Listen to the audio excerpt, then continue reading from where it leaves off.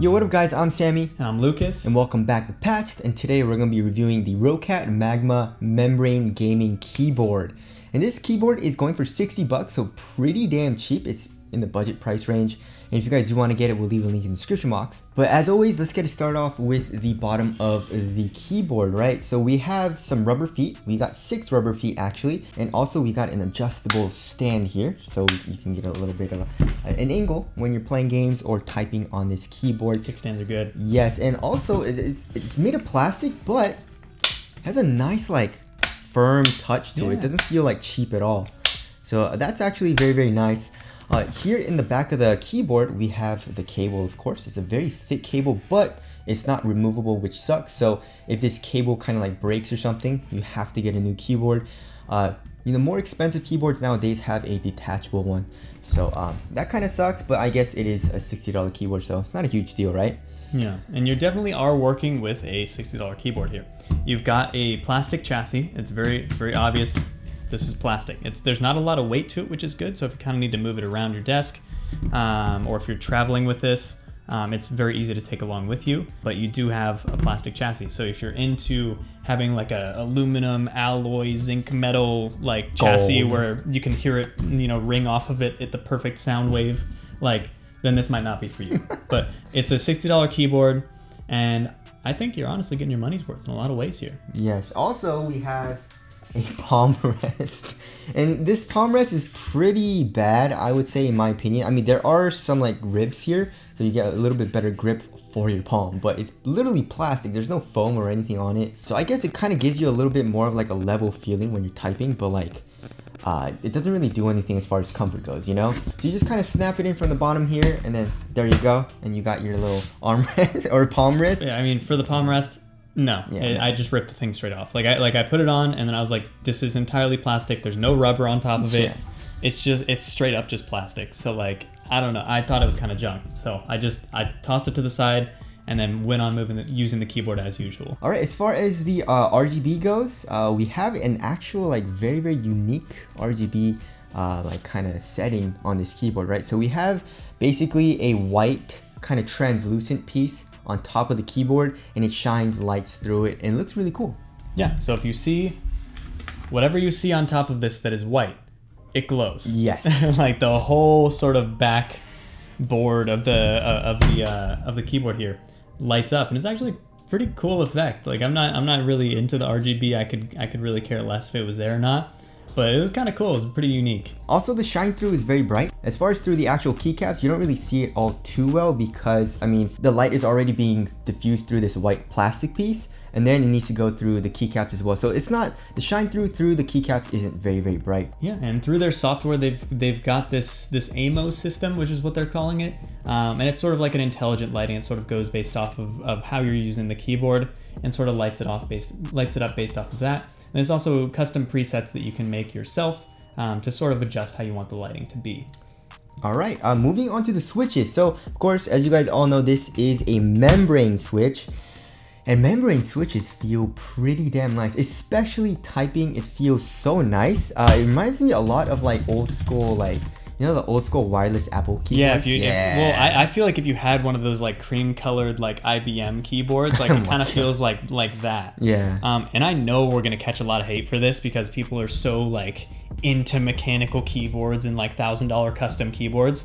But I actually felt like I always typed fastest on like a cheap like Dell keyboard that just kind of came with it, that's membrane. And this is kind of a nice blast from the past. I actually kind of liked it. It's very quiet compared to all the mechanical keyboards that we've been using lately. So it's actually a really nice, like it's a nice thing to have. Yeah, it feels like a tactile switch. It's very, very weird, right? So it has a very like high resistance on top, like right when you first press it, and it goes right in. And then when you press it back, you have another like kind of like tactile step, you know? So it feels kind of like a tactile switch, but then it feels a little bit different. I don't really know how to like describe it, you know? But like I was typing on it, it felt really nice, right? But then I started gaming on it, and it felt like a little bit less responsive than like my mechanical keyboards, right? So it felt a little bit mushier, a little bit slower, just like when I was going like this, you know, movement and stuff. But obviously you can get used to that. It's not a huge deal, but it did feel a little annoying when I was playing with this membrane keyboard. Yeah, I would say the responsiveness is definitely something that you would have to get used to with this guy. I feel like it did slow me down at some points during gaming. That's not something that should be overlooked because this is being sold as a gaming keyboard, not necessarily an office keyboard. So the membrane in there, as much as I really like the feel of it, it did, I feel like at some points slow me down. It was something I was able to get used to and wasn't a huge factor.